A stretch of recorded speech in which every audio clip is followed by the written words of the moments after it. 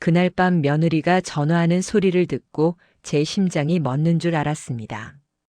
왜 제가 3년이라는 긴 시간 동안 모른 척하며 살아야 했는지 지금부터 천천히 말씀드릴게요. 모든 것의 시작은 며느리가 늦은 밤 친구한테 건 전화 한 통이었거든요. 제 이름은 박순자입니다. 올해로 73세가 됐어요. 아들 하나를 정성껏 키워서 장가 보냈습니다. 10년 전에 며느리가 우리 집에 들어왔어요. 그때부터 제 인생이 조금씩 변하기 시작했습니다. 그날 밤은 평범한 겨울밤이었어요. 시계를 보니 밤 11시가 조금 넘은 시간이더라고요. 저는 화장실에 가려고 침대에서 일어났습니다. 복도를 천천히 걸어가는데 며느리 방 문틈 사이로 희미한 불빛이 새어나오는 게 보였어요. 이 시간에 며느리가 아직 안 자고 있구나 하는 생각이 들었습니다. 그냥 지나가려던 발걸음이 멈춰졌어요. 며느리 목소리가 들렸거든요. 낮에 저한테 말할 때와는 완전히 다른 톤이었습니다. 전화 통화하는 소리였어요. 누구랑 이렇게 늦은 시간에 통화하는 걸까? 호기심이 생겼습니다. 조심스럽게 문 가까이 다가가서 귀를 기울였어요. 며느리 목소리가 또렷하게 들려왔습니다. 아니야, 지금은 안 돼. 조금만 더 기다려야 해. 타이밍이 중요하잖아.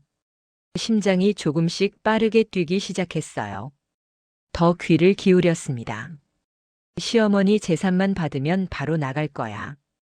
그 말이 들렸을 때 온몸이 얼어붙는 것 같았어요. 10년 동안 기다렸어. 이제 거의 다 왔어. 심장이 쿵 하고 내려앉았습니다.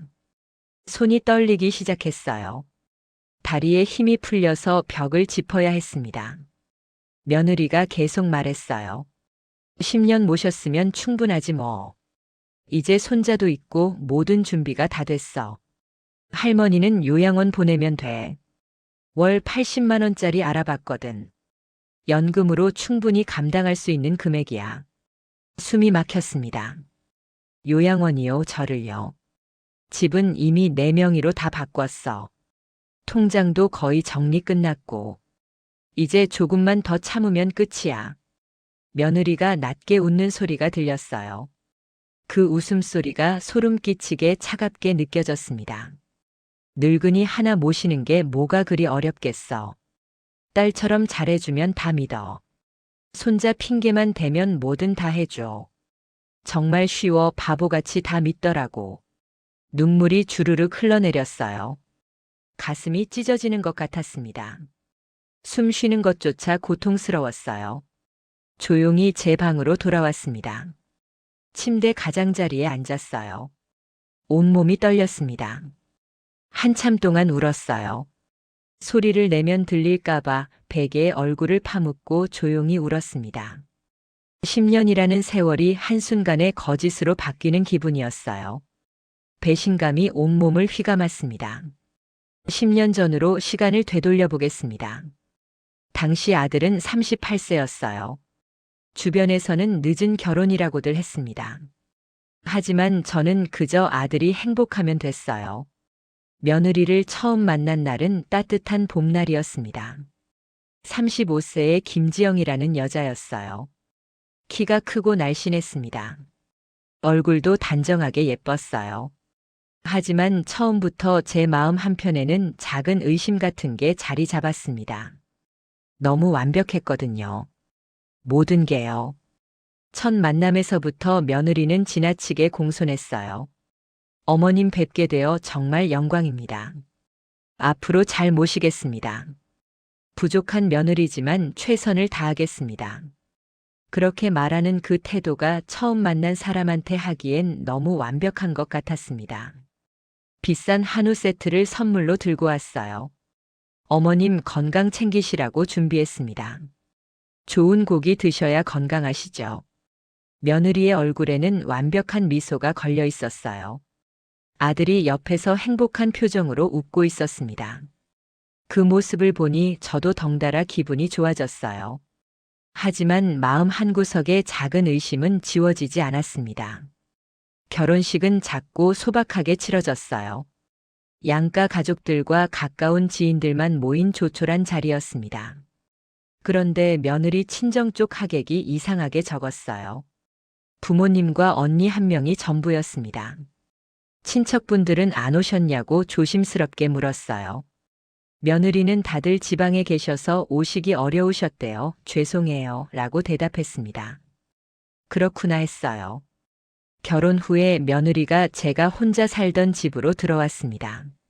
남편은 15년 전에 교통사고로 세상을 떠났어요. 그 후로 줄곧 혼자 살았던 집이었습니다. 처음 며칠은 정말 좋았어요. 집안에 사람이 늘어나니 활기가 돌았습니다. 혼자 먹던 밥을 함께 먹으니 외롭지 않았어요. 며느리는 매일 아침 저보다 먼저 일어났습니다. 새벽 5시 30분이면 어김없이 일어나더라고요. 어느 날 아침 제가 6시쯤 일어나서 부엌으로 갔는데 이미 며느리가 아침 준비를 하고 있었어요. 어머님 주무셨어요. 제가 다 할 테니 앉아 계세요. 편히 쉬세요. 고맙다고 말했지만 솔직히 조금 불편했습니다. 제 부엌인데 며느리가 주인처럼 움직이는 게 어색했거든요. 아니에요. 잘해주는 건데 왜 이렇게 불편하게 느끼는 걸까요? 제가 이상한 건가 싶었습니다. 며느리가 착한 건데 감사해야 하는 거 아닌가. 스스로를 다그쳤어요. 며느리는 청소도 완벽하게 했습니다. 빨래도 개는 것 하나까지 정성스럽게 했어요. 설거지는 한 점의 물때도 남기지 않았습니다. 제가 할 일이 점점 없어지는 느낌이었어요. 어머님은 그냥 편히 쉬세요. 집안일은 제가 다 할게요. 어머님은 이제 쉬실 나이세요. 며느리가 그렇게 말할 때마다 고맙기도 했지만 한편으로는 제가 쓸모없어지는 것 같은 기분이 들었습니다. 하지만 그런 감정을 겉으로 드러낼 수는 없었어요. 좋은 며느리인데 이렇게 잘해주는데 제가 불평하면 안 되는 거잖아요. 한 달이 지나고 두 달이 지났습니다. 며느리는 단 한 번도 변하지 않았어요. 항상 같은 시간에 일어났습니다. 항상 같은 방식으로 집안일을 했어요. 항상 저한테 공손했습니다. 어머님 식사하세요. 어머님 약은 드셨어요. 어머님 불편하신 건 없으세요. 어머님 산책 나가실래요? 하루에도 수십 번씩 어머님을 부르며 제 상태를 확인했어요. 고마웠지만 솔직히 피곤했습니다. 왜 피곤한 걸까요? 좋은 며느리가 잘해주는 건데요. 주변 사람들은 모두 부러워했어요. 순자 씨 며느리 정말 잘 만났네요. 요즘 같은 세상에 그런 며느리가 어디 있어요. 부러워 죽겠어요. 이웃 할머니들이 그렇게 말할 때마다 저는 웃으며 대답했습니다. 그러게요, 복 받았죠. 정말 착한 며느리예요. 하지만 속으로는 뭔가 답답한 느낌이 가시지 않았어요. 며느리가 너무 완벽해서요. 한 번도 실수하지 않아서요. 한 번도 짜증내지 않아서요. 오히려 이상했습니다. 사람이 이렇게 완벽할 수 있나요? 한 번도 화내지 않고 한 번도 피곤한 기색 없이요. 6개월이 지났을 때쯤 저는 며느리의 생활 패턴을 정확히 파악하게 됐어요. 매일 새벽 5시 30분에 일어났습니다. 6시에 아침 준비를 시작했어요. 6시 30분에 아들을 깨웠습니다. 7시에 식사를 했어요. 7시 30분에 아들이 출근했습니다. 8시에 설거지를 했어요. 9시에 청소를 시작했습니다. 10시에 빨래를 했어요. 11시에 점심 준비를 시작했습니다. 시계처럼 정확했어요. 마치 프로그램된 로봇처럼요. 한 번은 용기를 내서 물어봤습니다. 지영아, 혹시 힘들지 않니? 너무 무리하는 거 아니야. 좀 쉬엄쉬엄 해도 돼. 며느리가 환하게 웃으며 대답했어요. 아니에요, 어머님. 전혀 안 힘들어요. 오히려 어머님 모시는 게 너무 행복해요. 이렇게 좋은 시어머니를 만나서 제가 복받은 거예요. 그 말을 들으면서 소름이 돋았습니다. 왜일까요? 고마운 말인데요. 듣고 싶던 말인데요. 하지만 뭔가 진심처럼 들리지 않았어요. 너무 완벽한 대답이라서요. 마치 미리 준비해둔 대사 같았습니다. 1년이 지났을 때쯤 이상한 일들이 조금씩 생기기 시작했어요. 며느리가 제 재산에 대해 물어보기 시작한 겁니다. 어느 날 저녁 설거지를 함께 하다가 며느리가 조심스럽게 말을 꺼냈어요. 어머님, 혹시 통장 관리는 어떻게 하세요? 불편하신 건 없으세요? 갑작스러운 질문이라 당황스러웠습니다. 왜 그런 걸 물어보니? 아니에요. 그냥 혹시 불편하신 게 있으면 제가 도와드릴 수 있을까 해서요. 은행 가시는 것도 힘드실 텐데 제가 대신 해드릴 수도 있잖아요. 괜찮다고 대답했습니다. 제가 직접 하고 있다고요. 며느리가 아 그러세요 하고 더 이상 말하지 않았어요. 하지만 왜 그런 질문을 했는지 마음에 걸렸습니다. 며칠 후에 또 물었어요. 어머님, 혹시 병원비 같은 거 내실 때 불편하시진 않으세요? 카드 쓰시기 어려우시면 제가 대신 결제해 드릴 수도 있는데요. 또 거절했습니다. 괜찮아, 내가 할 수 있어. 걱정 안 해도 돼. 며느리가 밝게 웃으며 네 알겠어요 했지만 마음이 불편했어요. 왜 자꾸 돈 얘기를 하는 걸까요? 뭔가 필요한 게 있나요? 2년 차가 됐을 때는 더 직접적으로 재산 얘기를 꺼내기 시작했습니다. 어머님, 이 집이 꽤 오래됐죠. 수리가 필요한 부분도 있는 것 같은데 한번 점검 받아보시는 게 어떨까요? 그래, 아직 괜찮은 것 같은데. 그리고 요즘 이 동네 집값이 많이 올랐다던데요. 어머님 집도 많이 올랐을 것 같아요. 왜 집값 얘기를 하는 걸까요? 팔 생각이라도 있는 건가요? 이상하다는 생각이 들었지만 며느리한테 직접 물어보기는 어려웠습니다. 3년 차가 됐을 때 제 인생에서 가장 큰 비극이 찾아왔습니다. 그날 밤은 평생 잊을 수 없을 거예요. 시계가 밤 10시를 막 넘긴 시각이었습니다. 저는 거실에서 TV를 보고 있었어요. 갑자기 전화벨이 울렸습니다. 모르는 번호였지만 이 시간에 전화가 오는 건 보통 좋은 일이 아니죠. 받았습니다. 여보세요. 환자 보호자이십니까? 서울대병원 응급실입니다. 박민수 씨가 교통사고로 이송되어 지금 응급처치 중인데요. 그 순간부터 기억이 흐릿해요. 심장이 멎는 것 같았습니다. 전화기를 떨어뜨릴 뻔했어요. 며느리를 급하게 불렀습니다. 함께 택시를 타고 병원으로 달려갔어요. 택시 안에서 며느리가 제 손을 꽉 잡았는데 그 손이 얼음처럼 차가웠던 게 기억나요. 응급실에 도착했을 때는 이미 의료진이 총동원되어 있었습니다. 지금 수술 준비 중입니다. 상태가 좋지 않습니다. 최선을 다하고 있으니 기다려주세요. 의사의 말이 귀에 들어오지 않았어요. 3시간을 기다렸습니다. 그 3시간이 30년처럼 느껴졌어요. 며느리는 계속 울고 있었습니다. 저는 울 수조차 없었어요. 새벽 1시쯤 의사가 수술실에서 나왔습니다. 그 표정만 봐도 알 수 있었어요. 죄송합니다. 최선을 다했지만 내부 출혈이 너무 심해서 살릴 수가 없었습니다. 세상이 무너지는 것 같았어요. 며느리가 비명을 질렀습니다. 바닥에 주저앉아 울부짖었어요. 저도 울었습니다. 하지만 소리가 나오지 않았어요. 아들이요. 제 아들이요. 40세의 나이에 세상을 떠났습니다. 장례식장은 조문객들로 가득 찼어요. 며느리는 3일 내내 밥도 먹지 않았습니다. 물도 마시지 않았어요. 그저 울기만 했습니다. 지영아, 뭐라도 좀 먹어야지. 이러다 너까지 쓰러지면 어떡해. 제가 억지로 음식을 권했지만 며느리는 고개만 저었어요. 어머님, 저는 괜찮아요. 어떻게 먹어요, 이 상황에. 슬픔이 컸던 거겠죠. 남편을 잃은 슬픔이요. 장례를 치르고 집으로 돌아왔을 때 집이 텅 빈 것 같았어요. 아들이 없는 집이요. 며느리는 방에서 계속 우는 소리가 들렸습니다. 저는 거실에 혼자 앉아 있었어요. 며칠이 지나고 며느리가 방에서 나왔어요. 얼굴이 많이 상해 있었습니다. 살도 빠졌어요. 눈이 퉁퉁 부어 있었습니다. 어머님 죄송해요. 제가 정신을 못 차렸네요.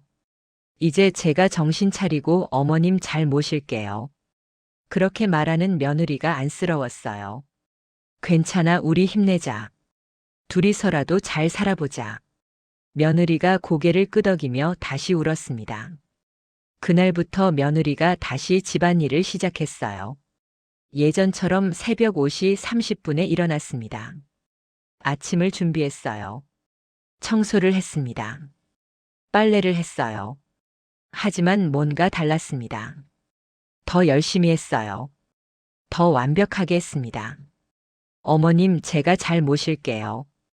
우리 둘이 의지하며 살아요. 며느리가 그렇게 말할 때마다 고마웠습니다. 아들은 없지만 며느리가 있어서 다행이라고 생각했어요. 4년 차가 됐을 때 놀라운 소식이 있었습니다. 며느리가 임신을 한 거예요. 어머님, 저 임신했어요. 지금 5개월이에요. 깜짝 놀랐습니다. 아들이 떠나기 전에 생긴 아이였어요. 어머님, 아들 아이예요. 초음파에서 봤어요. 아들이 남기고 간 마지막 선물이에요. 며느리가 눈물을 흘리며 말했습니다. 저도 함께 울었어요. 손자요. 아들의 아이요. 가슴이 벅차올랐습니다. 며느리 배가 점점 불러왔어요. 저는 며느리를 더욱 정성껏 돌봤습니다. 영양가 있는 음식을 해줬어요. 병원에 함께 갔습니다. 필요한 건 다 사줬어요. 며느리가 감사하다고 말했습니다. 어머님이 계셔서 힘이 나요. 혼자였으면 어떻게 했을까요? 저도 며느리가 있어서 힘이 났어요. 손자가 태어났습니다. 정말 아들을 닮았어요. 눈, 코, 입 모양이 똑같았습니다. 손자를 처음 안았을 때 눈물이 멈추지 않았어요. 아들이 다시 돌아온 것 같았습니다. 며느리가 옆에서 웃으며 말했어요. 어머님, 우리 잘 키워요. 함께요. 그래, 잘 키우자, 함께. 며느리가 아기를 키우는 게 쉽지 않았을 거예요. 밤에 아기가 울면 며느리가 일어나서 우유를 먹였습니다. 기저귀를 갈았어요. 안아서 재웠습니다. 낮에도 한시도 눈을 뗄 수 없었어요. 그러면서도 집안일을 다 했습니다. 힘들어 보였지만 며느리는 한 번도 불평하지 않았어요. 어머님, 괜찮아요. 제가 할 수 있어요. 어머님은 쉬세요. 정말 착한 며느리구나. 혼자서 아이 키우면서 저까지 모시다니. 고마웠습니다. 6년 차가 됐을 때 제가 갑자기 아팠어요. 거실에서 걷다가 갑자기 쓰러졌습니다. 며느리가 저를 발견하고 119에 전화했어요. 병원에 실려갔습니다. 뇌졸중이었어요. 크진 않았지만 입원이 필요했습니다. 한 달 동안 병원 생활을 했어요. 며느리가 매일 병원에 왔습니다. 손자를 데리고 왔어요. 때로는 손자를 집에 두고 혼자 와서 밤을 새우며 간병을 해줬습니다. 어머님, 괜찮으세요? 빨리 나으셔야 해요. 제가 옆에 있을게요. 밤에 제가 불편하다고 하면 간호사를 부르기 전에 며느리가 먼저 달려왔어요. 지영아, 집에 가서 쉬어라. 손자도 봐야 하고 너까지 쓰러지면 안 돼. 어머님, 괜찮아요. 어머님이 편하셔야 제가 편해요. 손자는 이웃 할머니가 봐주시기로 했어요. 정말 고마웠습니다. 퇴원하고 집에 왔을 때 며느리가 더 잘 챙겨줬어요. 약 시간을 정확히 체크해서 먹였습니다. 식사도 소화 잘 되는 음식으로 정성껏 준비했어요. 병원 예약도 며느리가 다 관리했습니다. 제가 할 게 없었어요. 고마우면서도 조금 답답했습니다. 제가 할 수 있는데 며느리가 다 해버리니까요. 7년 차가 됐을 때 며느리가 또 재산 얘기를 꺼냈습니다. 이번에는 좀 더 직접적이었어요. 어머님, 혹시 유언장 같은 거 쓰셨어요? 갑작스러운 질문에 당황했습니다. 왜 그런 걸 물어보니? 아니에요, 어머님. 그냥 만약을 위해서요. 어머님도 이제 나이가 있으시고 건강도 완벽하지 않으시잖아요. 미리 정리해 두시는 게 나중에 편하실 것 같아서요. 기분이 이상했어요. 제가 죽을 거라고 생각하는 건가요? 아직 안 썼어. 필요하면 나중에 쓰지. 아, 그러세요. 알겠어요. 천천히 생각하세요. 며느리가 더 이상 말하지 않았지만 며칠 후에 또 물었어요. 어머님 집 명의는 지금 어떻게 되어 있어요? 내 명의지 왜? 아, 그냥 궁금해서요. 혹시 나중에 저한테 넘기실 생각 있으세요? 손자도 있고 하니까 손자 이름으로라도 해두시면 좋을 것 같아서요. 깜짝 놀랐습니다. 집을 며느리한테 넘기라고요. 갑자기요. 그건 생각해 봐야지. 급한 건 아니잖니. 네, 물론이에요. 천천히 생각하세요. 저는 그냥 어머님 편하신 게 중요해서요. 그날 밤 잠이 오지 않았습니다. 왜 며느리가 그런 말을 했을까요? 집이 필요한 걸까요? 손자 때문일까요? 아니면 다른 이유가 있을까요? 8년 차가 됐습니다. 며느리는 계속해서 집 얘기를 꺼냈어요. 돌려서 말했지만 의도는 명확했습니다. 어머님 집이 많이 낡았어요. 수리가 필요한 것 같은데 명의가 제 거면 대출도 받을 수 있고 그래서 편할 것 같아요. 어머님 손자 학교 때문에도 집이 제 명이면 좋을 것 같아요. 학군이 중요하잖아요. 며느리 말이 일리가 있는 것 같기도 했습니다. 손자를 위해서라면요. 며느리가 관리하는 게 나을 수도 있겠다고 생각했어요. 그래서 결국 9년차 봄에 집 명의를 며느리한테 넘겼습니다. 법무사 사무실에 함께 가서 서류에 서명했어요. 도장을 찍었습니다. 어머님 정말 감사합니다. 잘 관리할게요. 어머님 평생 사시는 집이니까 소중히 지킬게요. 며느리가 눈물까지 글썽이며 고마워했어요. 괜찮아, 어차피 너희 집이야. 손자도 있고 잘 관리해. 그렇게 대답했지만 마음 한편이 불편했어요. 뭔가 잘못된 결정을 한 것 같은 기분이 들었지만 이미 늦었습니다. 며칠 후 며느리가 또 말을 꺼냈어요. 어머님 통장도 제가 관리하면 안 될까요? 병원비 내고 그럴 때 제가 하는 게 훨씬 편할 것 같아서요. 어머님 힘드시잖아요. 이번에는 단호하게 거절했습니다. 그건 안 돼. 통장은 내가 관리할 거야. 며느리 표정이 굳었어요. 불만스러운 기색이 역력했습니다. 아, 네, 알겠어요. 그럼 어머님이 편하신 대로 하세요. 하지만 그 목소리에는 서운함이 묻어났습니다. 9년 반이 됐을 때 제가 또 아팠어요.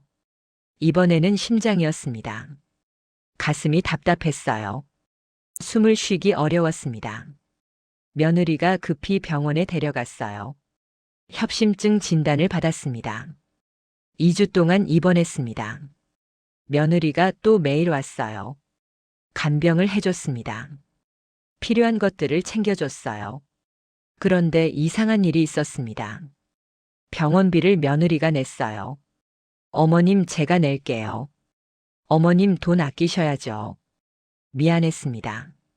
며느리 돈을 쓰게 해서요. 퇴원하고 집에 왔을 때 며느리가 말했어요. 어머님 병원비가 꽤 많이 나왔어요. 1,000만 원쯤 되는데 천천히라도 갚아주시면 안 될까요? 제 돈도 여유가 별로 없어서요. 1,000만 원이요. 그렇게 많이 나왔나요? 그래, 미안하다. 바로 갚을게.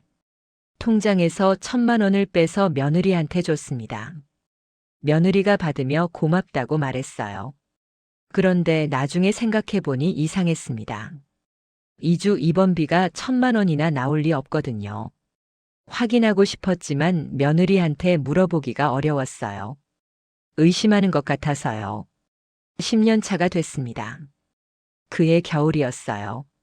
그날 밤 화장실에 가려다가 며느리 전화를 듣게 된 거였습니다. 처음에 말씀드린 그 전화였어요. 시어머니 재산만 받으면 바로 나갈 거야. 10년 기다렸어. 이제 거의 다 왔어. 그날 밤 이후로 제 인생이 완전히 바뀌었습니다. 그날 밤 이후로 잠을 제대로 잘 수 없었습니다. 침대에 누워도 며느리 전화 내용이 머릿속에서 떠나지 않았어요. 10년이요, 10년 동안 저를 속였다는 거예요. 처음부터 제 재산이 목적이었던 거요.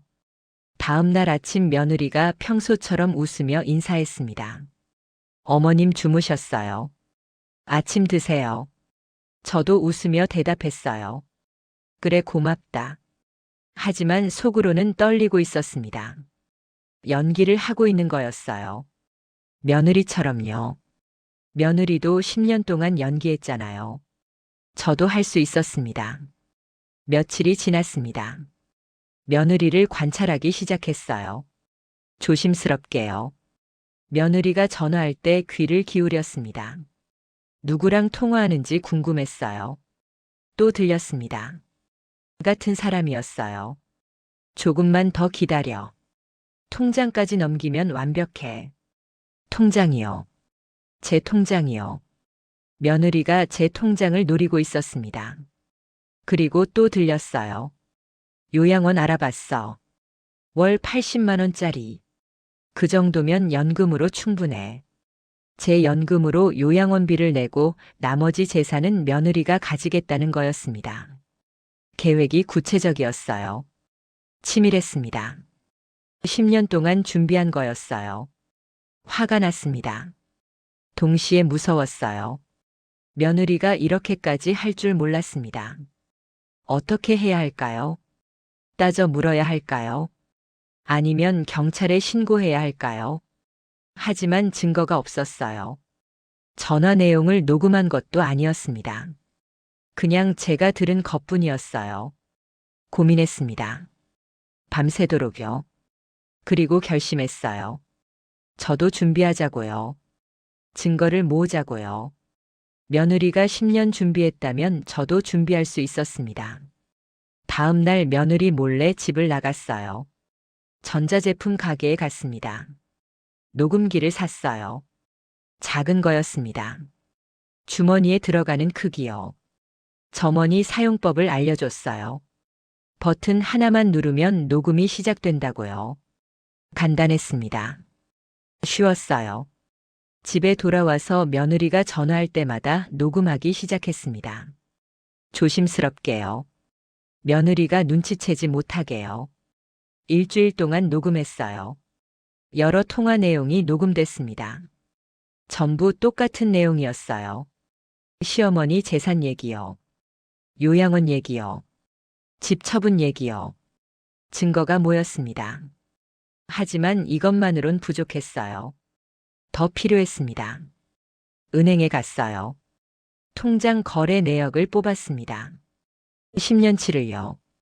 두툼했어요. 집에 와서 천천히 확인했습니다. 이상한 게 있었어요. 병원비로 1,000만 원을 며느리한테 준 게 있었습니다. 그런데 실제 병원비는 얼마였을까요? 확인해 봤거든요. 병원에 전화해서요. 200만 원이었습니다. 800만 원이 어디로 간 걸까요? 며느리가 가져간 거였습니다. 거짓말을 한 거였어요. 더 확인했습니다. 다른 것도 있었어요. 약값으로 50만 원씩 여러 번 빠져나갔습니다. 하지만 제가 먹는 약은 한 달에 10만 원이었어요. 나머지는요. 며느리가 가져간 거였습니다. 계산했어요. 총 2천만 원 넘게 빠져나갔습니다. 몰래요. 제 허락 없이요. 복사했습니다. 여러 장을요. 증거였어요. 변호사를 찾아가야겠다고 생각했습니다. 인터넷으로 검색했어요. 가족문제 전문 변호사요. 전화했습니다. 상담 예약을 잡았어요. 3일 후였습니다. 변호사 사무실에 갔습니다. 혼자서요. 며느리 몰래요. 40대 남자 변호사였어요. 상황을 설명했습니다. 처음부터 끝까지요. 며느리가 10년 동안 저를 속인 것이요. 집을 가져간 것이요. 돈을 빼돌린 것이요. 요양원에 보내려는 것이요. 전부 말했어요. 증거도 보여줬습니다. 녹음 파일이요. 통장 거래 내역이요. 병원비 영수증까지요. 변호사가 고개를 끄덕이며 들었습니다. 다 듣고 나서 말했어요. 증거가 충분하다고요. 승소할 수 있다고 했습니다. 먼저 집 명의를 되찾아야 한다고 말했어요. 사기로 명의가 넘어간 거니까 무효로 할 수 있다고요. 그리고 빼돌린 돈도 돌려받을 수 있다고 했습니다. 손해배상도 청구할 수 있다고요. 어떻게 하고 싶으냐고 물었습니다. 며느리랑 완전히 끝내고 싶다고 말했어요. 손자는요? 라고 변호사가 물었습니다. 손자요. 손자는 보고 싶었어요. 하지만 며느리가 데리고 나갈 거였습니다. 손자 면접 교섭권을 신청하면 된다고 변호사가 말했어요. 할머니도 손자를 볼 권리가 있다고요. 알겠다고 했습니다. 그렇게 하고 싶다고 말했어요. 변호사가 서류를 준비하겠다고 했습니다. 일주일 후 다시 오라고요. 며느리는 여전히 모르고 있었습니다. 제가 준비하고 있다는 걸요. 매일 아침 웃으며 식사를 챙겼어요. 어머님 맛있게 드세요. 저도 웃으며 먹었습니다. 고마워. 하지만 속으로는 다른 생각을 하고 있었어요. 일주일이 지났습니다. 다시 변호사 사무실에 갔어요. 서류가 준비돼 있었습니다. 진명의 이전 무효 소송이요. 손해배상 청구요. 횡령 고소장이요. 서명했습니다. 도장을 찍었어요. 변호사가 법원에 제출하겠다고 말했습니다. 며느리한테도 통지서가 갈 거라고요. 며칠 안에요. 알겠다고 대답했어요. 집으로 돌아왔습니다. 며느리가 저녁을 준비하고 있었어요. 평소처럼 웃으며 인사했습니다. 어머님 어디 다녀오셨어요? 산책했다고 대답했습니다. 며느리가 그렇구나 하고 고개를 끄덕였어요. 모르고 있었습니다. 곧 통지서가 올 거라는 걸요. 제가 준비하고 있었다는 걸요. 3일이 지났습니다. 우편물이 왔어요. 법원에서 온 등기였습니다. 며느리 앞으로요. 며느리가 뜯어봤습니다. 얼굴이 하얘졌어요. 어머님 이게 뭐예요? 소장이라고 대답했어요. 제가 낸 거라고요. 며느리가 종이를 떨어뜨렸습니다. 손이 떨리고 있었어요. 어머님 무슨 말씀이세요? 왜 이런 걸 하세요? 알고 있다고 말했어요. 전부 다요. 며느리 계획을요. 며느리가 입을 벌렸습니다. 말이 안 나오는 것 같았어요.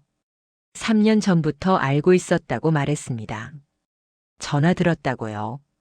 녹음도 했다고 말했어요. 며느리 얼굴이 창백해졌습니다. 주저앉았어요. 바닥에요. 어머님 죄송해요 제발. 늦었다고 대답했어요. 이미 법원에 제출했다고요. 며느리가 울기 시작했습니다. 하지만 저는 돌아섰습니다. 제 방으로 들어갔어요. 문을 닫았습니다. 며느리 우는 소리가 들렸지만 신경 쓰지 않았어요. 10년이요. 10년 동안 저를 속인 사람이에요. 용서할 수 없었습니다. 그날 밤부터 며느리가 계속 방문을 두드렸습니다. 어머님 제발 문 열어주세요. 제가 잘못했어요. 용서해 주세요. 대답하지 않았어요. 문을 열지 않았습니다. 다음 날 아침 며느리가 무릎을 꿇고 있었습니다. 제 방문 앞에서요. 밤새 거기 있었나 봐요. 얼굴이 퉁퉁 부어 있었습니다. 어머님 제발요. 한 번만 용서해 주세요. 제가 미쳤었어요. 정말 죄송해요. 지나갔습니다. 며느리를 보지 않았어요. 부엌으로 가서 아침을 준비했습니다. 혼자서요. 며느리가 따라왔습니다. 어머님 제가 할게요. 제발 용서해 주세요. 비켜달라고 말했어요. 며느리가 울면서 비켰습니다. 혼자 밥을 먹었어요. 며느리는 식탁 옆에 서서 계속 울고 있었습니다. 밥을 다 먹고 설거지를 했어요. 며느리가 말했습니다. 어머님 손자라도 생각해 주세요. 손자가 어떻게 돼요? 손자는 내가 볼 거라고 대답했습니다. 법원에서 허락했다고요. 며느리가 더 크게 울었습니다. 다음 날부터 며느리가 계속 빌었습니다. 아침마다 제 방문 앞에서 무릎을 꿇었어요. 어머님 제발 용서해 주세요. 제가 정말 잘못했어요. 다시는 그러지 않을게요. 무시했습니다. 며느리 말을 믿을 수 없었어요. 10년 동안 거짓말한 사람을요. 법원에서 연락이 왔습니다. 첫 재판 날짜가 잡혔다고요. 한 달 후였습니다. 변호사와 만나서 준비를 시작했어요. 증거를 하나하나 정리했습니다. 녹음 파일이 10개 넘게 있었어요. 전부 며느리가 친구랑 통화한 내용이었습니다. 시어머니 재산 얘기요. 요양원 계획 얘기요. 집 처분 얘기요. 전부 또렷하게 녹음돼 있었습니다. 통장 거래 내역도 정리했어요. 10년치를 한눈에 볼 수 있게 표로 만들었습니다. 며느리가 가져간 돈이 빨간색으로 표시돼 있었어요. 총 2,300만 원이었습니다. 생각보다 더 많았어요. 병원비 명목으로 1,000만 원이요. 약값 명목으로 800만 원이요. 생활비 명목으로 500만 원이요. 전부 거짓이었습니다. 실제로 쓴 돈은 그것의 절반도 안 됐거든요. 나머지는 며느리 주머니로 들어간 거였어요. 병원비 영수증도 준비했습니다. 제가 입원했을 때 실제로 낸 병원비요. 며느리가 1,000만 원이라고 했지만 실제로는 200만 원이었어요. 800만 원을 횡령한 겁니다. 진명의 이전 서류도 확인했습니다. 9년차 봄에 며느리 명의로 넘어갔어요. 당시에는 손자를 위해서라고 생각했지만 지금 생각하니 전부 계획이었던 거예요. 변호사가 말했습니다. 이 정도면 확실하다고요. 며느리가 이길 수 없다고요. 계획적이고 치밀한 사기라고 했어요. 노인 학대에도 해당한다고 말했습니다. 재판 준비를 하는 동안 며느리는 계속 빌었습니다. 매일 아침 제 방문 앞에서 기다렸어요. 어머님 나오실 때까지 여기 있을게요. 제발 용서해 주세요. 문을 열지 않았습니다. 창문으로 밖을 내다봤어요. 며느리가 복도 바닥에 앉아 있었습니다. 손자를 안고요. 손자가 할머니 할머니 하고 불렀습니다. 가슴이 아팠어요. 손자는 죄가 없는데요. 하지만 며느리를 용서할 수는 없었습니다. 일주일이 지났습니다. 며느리가 편지를 써서 제 방문 밑으로 밀어 넣었어요. 펼쳐서 읽었습니다. 어머님 정말 죄송합니다로 시작하는 편지였어요. 제가 잘못했습니다. 제가 욕심을 부렸습니다. 10년 동안 어머님을 속였습니다. 용서받을 수 없다는 걸 압니다. 하지만 손자만은 생각해 주세요. 손자가 할머니를 너무 보고 싶어 합니다. 제발 손자만이라도 만나주세요. 편지를 읽는데 눈물이 났습니다. 하지만 화가 더 많이 났어요. 지금 와서 미안하다고요. 10년 동안 계획하고 준비한 사람이요. 저를 요양원에 보내려던 사람이요. 편지를 찢어버렸습니다. 며느리한테 돌려주지도 않았어요. 그냥 쓰레기통에 버렸습니다. 2주가 지났습니다. 며느리가 짐을 싸기 시작했어요. 방에서 상자를 나르는 소리가 들렸습니다. 어디 가는 건가 싶었지만 물어보지 않았어요. 궁금하지 않았습니다. 며느리가 제 방문을 두드렸어요. 어머님 저 나갈게요. 이 집에 있을 자격이 없는 것 같아요. 손자랑 나가서 살게요. 대답하지 않았습니다. 문을 열지 않았어요. 며느리가 한참 문 앞에 서 있다가 갔습니다. 현관문이 닫히는 소리가 들렸어요. 창문으로 내다봤습니다. 며느리가 손자를 안고 걸어가고 있었어요. 짐을 든 택시가 기다리고 있었습니다. 택시가 출발했어요. 며느리와 손자가 떠났습니다. 집이 조용해졌어요. 텅 빈 것 같았습니다. 혼자 남았어요. 거실에 앉았습니다. 한참을 그렇게 앉아 있었어요. 울지 않았습니다. 슬프지 않았어요. 그저 평온했습니다. 잘한 일이라고 생각했어요. 며느리 방에 들어가 봤습니다. 텅 비어 있었어요. 옷장도 비었고요. 책상도 비었습니다. 침대만 남아 있었어요. 창문을 열었습니다. 환기를 시켰어요. 며느리 냄새를 지우고 싶었습니다. 10년 동안 함께 살았던 며느리요. 이제 남인이 됐습니다. 3주가 지났습니다. 재판 날이 가까워졌어요. 변호사가 전화했습니다. 며느리 측에서 합의를 제안했다고요. 재판 없이 합의하고 싶다고 했대요. 진명의도 돌려주고요. 돈도 갚고요. 손해배상도 하겠다고요. 거절했습니다. 합의는 필요 없다고 말했어요. 재판을 하고 싶다고요. 정확하게 며느리의 죄를 밝히고 싶다고 했습니다. 변호사가 알겠다고 대답했어요. 며느리 측에 거절 의사를 전하겠다고요. 며느리한테서 전화가 왔습니다. 받지 않았어요. 문자가 왔습니다. 읽지 않았어요. 며느리가 집 앞에 찾아왔습니다. 인터폰을 계속 눌렀어요. 어머님, 제발 문 열어주세요. 얘기 좀 해요. 제발요. 나가지 않았습니다. 며느리가 1시간 넘게 밖에 서 있었어요. 결국 포기하고 갔습니다.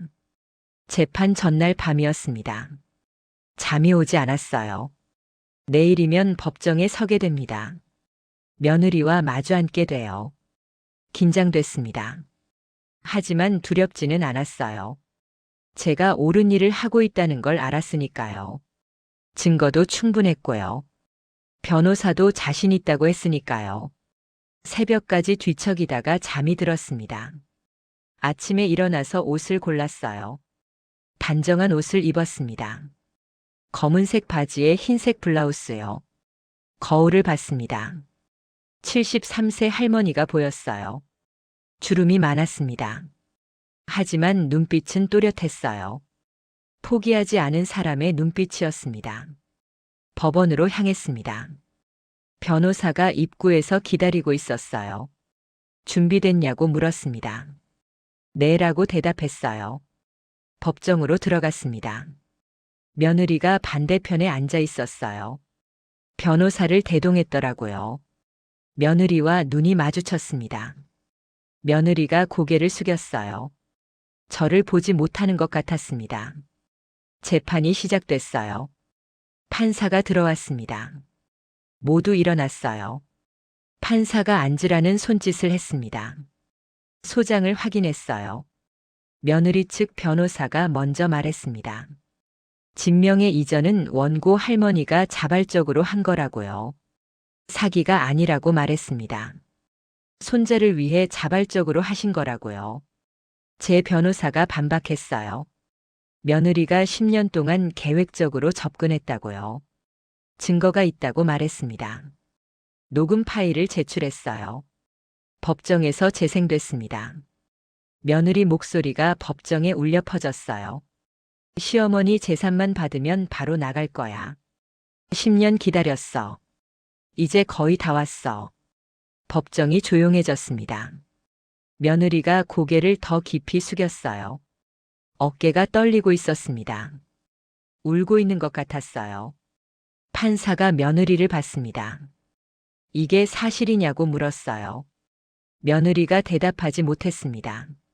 며느리 변호사가 당황하고 있었어요.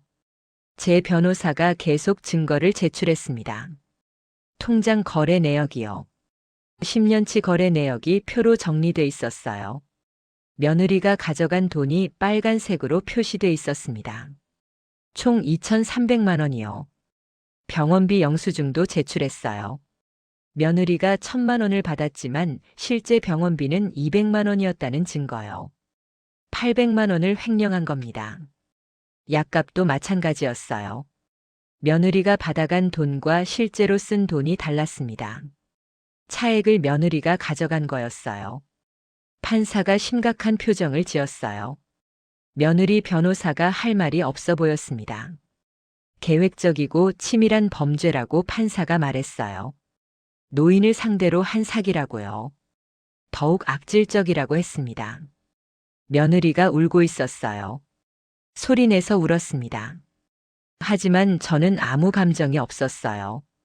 당연한 결과였으니까요. 재판이 끝났습니다.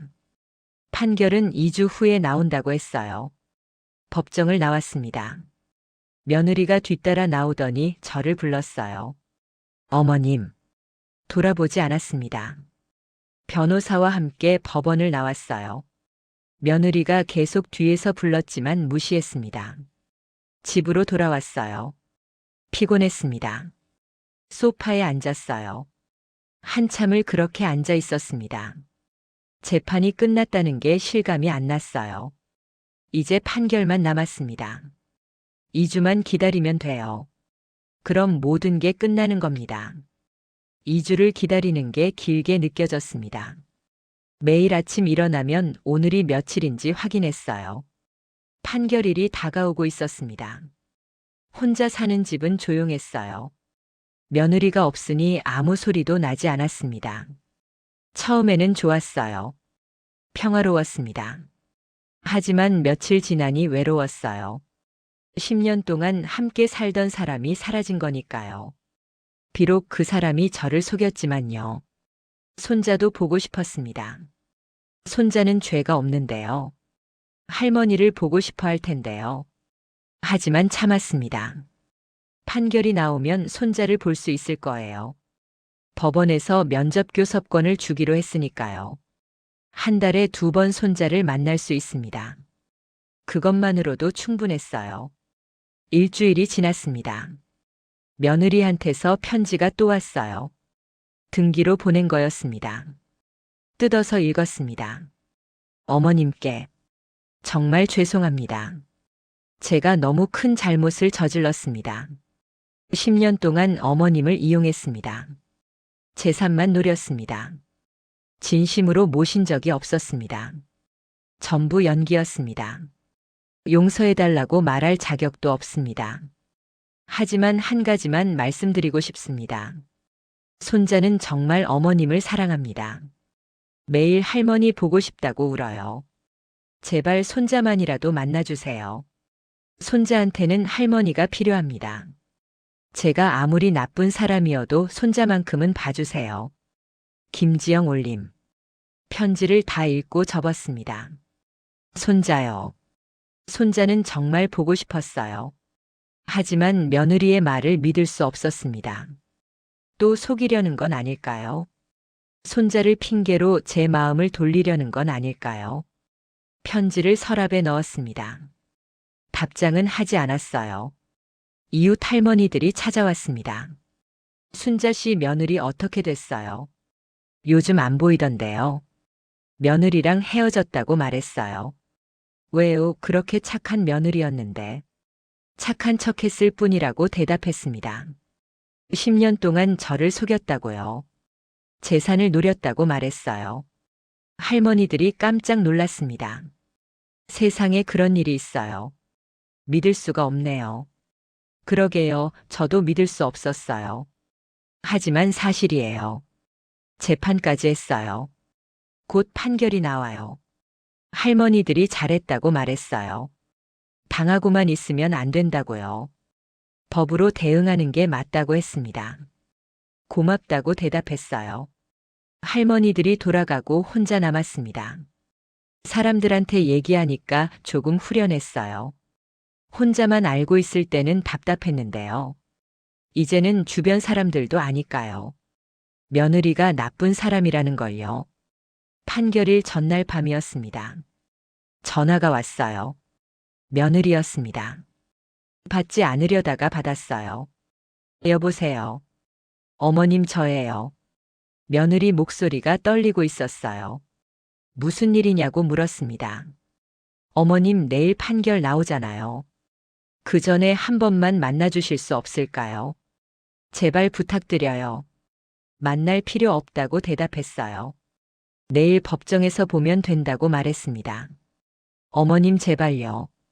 5분만이라도요. 손자도 데려갈게요. 손자가 할머니 너무 보고 싶어 해요. 손자요. 마음이 흔들렸습니다. 하지만 참았어요. 안 된다고 대답했습니다. 내일 판결 듣고 나서 생각해 보겠다고 말했어요.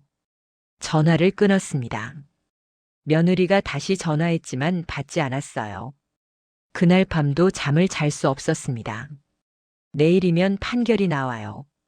제가 이길까요? 변호사는 자신 있다고 했지만 불안했습니다. 만약 지면 어떡하죠? 집도 못 찾고 돈도 못 받으면요. 며느리가 이기면요.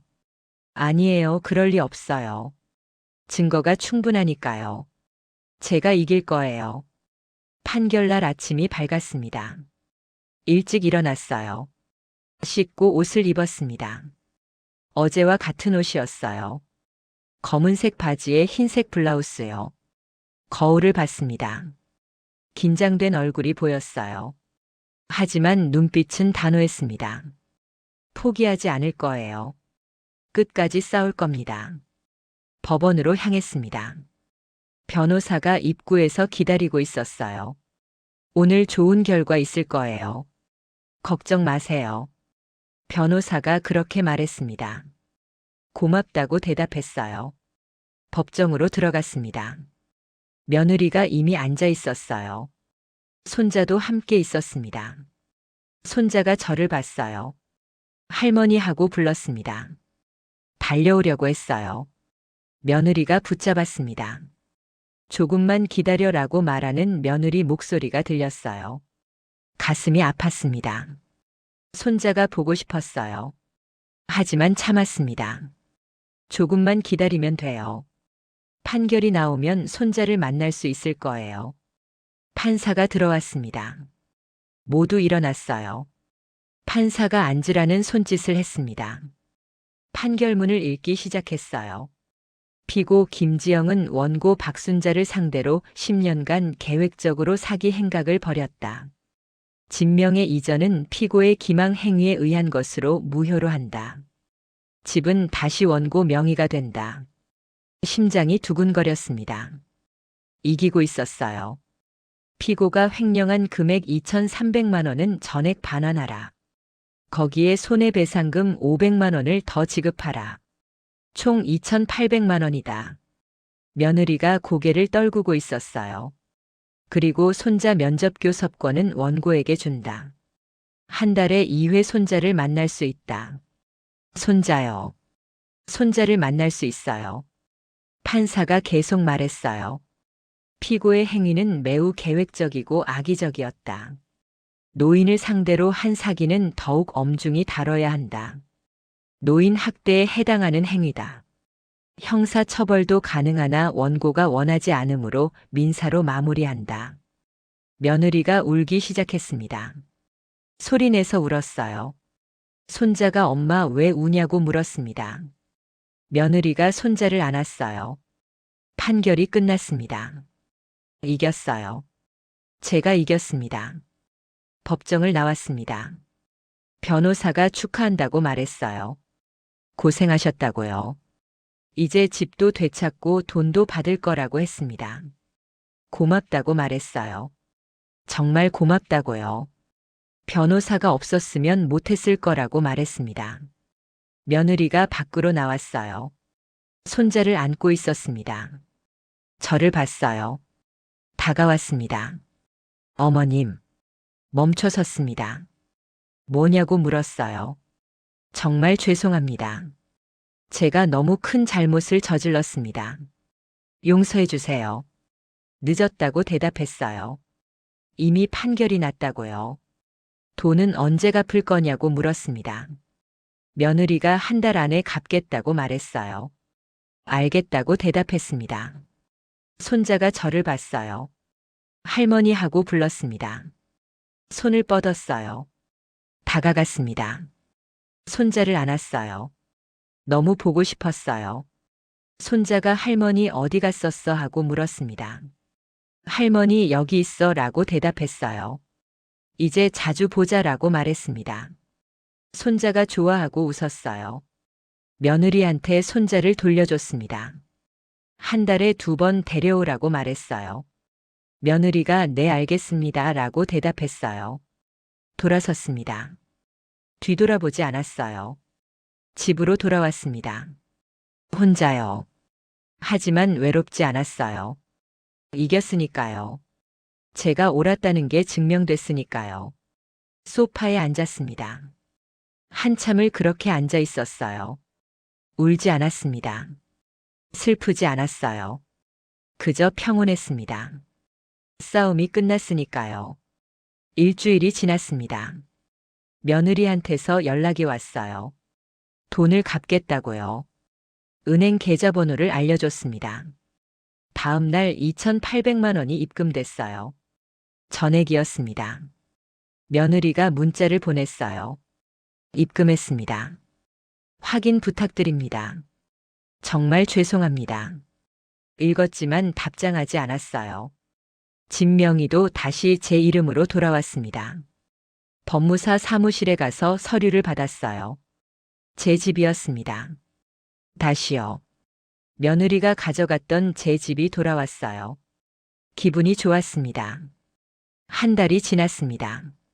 며느리가 손자를 데려왔어요. 약속한 날이었습니다.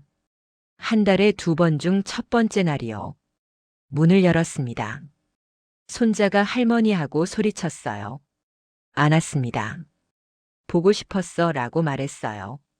손자가 나도라고 대답했습니다. 며느리가 서 있었어요.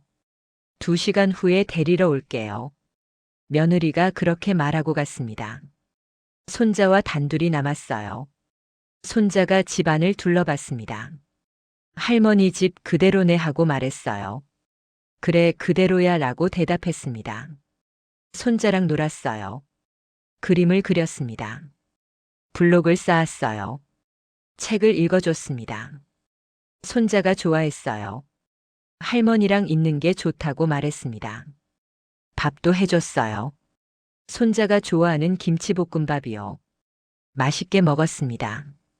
할머니가 해주는 밥이 제일 맛있어 라고 말했어요. 2시간이 금방 지나갔습니다. 며느리가 왔어요. 손자를 데려갔습니다. 다음에 또 올게요 라고 며느리가 말했어요. 손자가 할머니 안녕하고 손을 흔들었습니다. 안녕라고 대답했어요. 문을 닫았습니다. 혼자 남았지만 외롭지 않았어요. 손자를 봤으니까요. 2주 후에 또 볼 수 있으니까요. 3개월이 지났습니다. 새로운 일상이 생겼어요. 아침에 일어나면 창문을 열었습니다. 신선한 공기가 들어왔어요. 혼자 커피를 내렸습니다. 천천히 마셨어요. 맛있었습니다. 홀로 마시는 커피가 이렇게 좋은 줄 몰랐어요. 산책을 나갔습니다. 공원으로요. 벤치에 앉아서 사람들을 봤어요. 평화로웠습니다.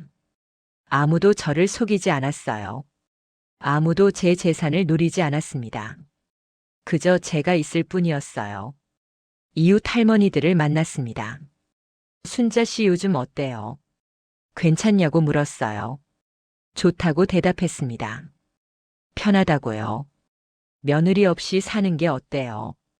외롭지 않아요. 외롭지 않다고 대답했어요. 자유롭다고 말했습니다. 할머니들이 대단하다고 했어요. 혼자 싸워서 이겼다고요. 본받고 싶다고 말했습니다. 고맙다고 대답했어요. 집으로 돌아와서 점심을 준비했습니다. 간단하게요. 된장찌개와 김치 계란말이요. 혼자 먹는 밥이었지만 맛있었어요. 천천히 먹었습니다. 서두를 필요가 없었습니다. 제 시간이니까요. 설거지를 했어요. 따뜻한 물에 손을 담갔습니다. 거품이 일었어요. 그릇을 하나씩 닦았습니다. 천천히요. 급할 게 없었어요. 제 집이니까요. 제 인생이니까요. 6개월이 지났습니다. 손자를 한 달에 2번씩 만났어요. 12번을 만났습니다. 매번 볼 때마다 손자가 조금씩 컸어요. 말도 더 잘하게 됐습니다. 이제 7살이 됐어요. 학교 들어갈 나이예요. 손자가 할머니한테 학교 얘기를 많이 했습니다. 어떤 친구를 사귀고 싶다고요. 무슨 공부를 하고 싶다고요. 듣는 게 좋았어요. 며느리는 저를 보지 않았습니다.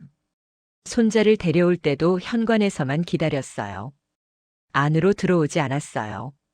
데리러 올 때도 마찬가지였습니다. 괜찮았어요. 며느리를 볼 필요 없었으니까요. 손자만 보면 됐습니다. 어느 날 며느리가 조심스럽게 물었어요. 어머님, 손자가 할머니 자주 보고 싶대요.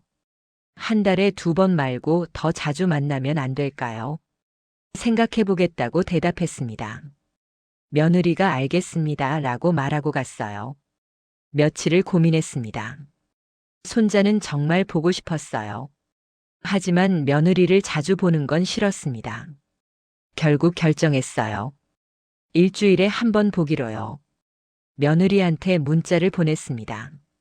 일주일에 1번 손자를 데려오세요. 며느리한테서 답장이 왔어요. 감사합니다. 그렇게 하겠습니다. 그날부터 손자를 일주일에 1번 만났습니다. 더 자주 봤어요. 더 친해졌습니다. 손자가 할머니를 좋아했어요.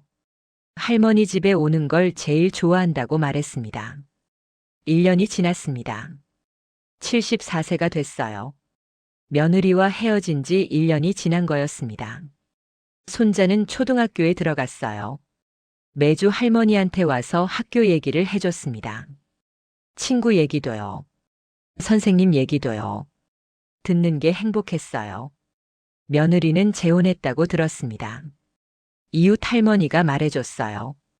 순자 씨 며느리가 재혼했대요. 다른 남자 만났다던데요. 그래요 라고 대답했어요.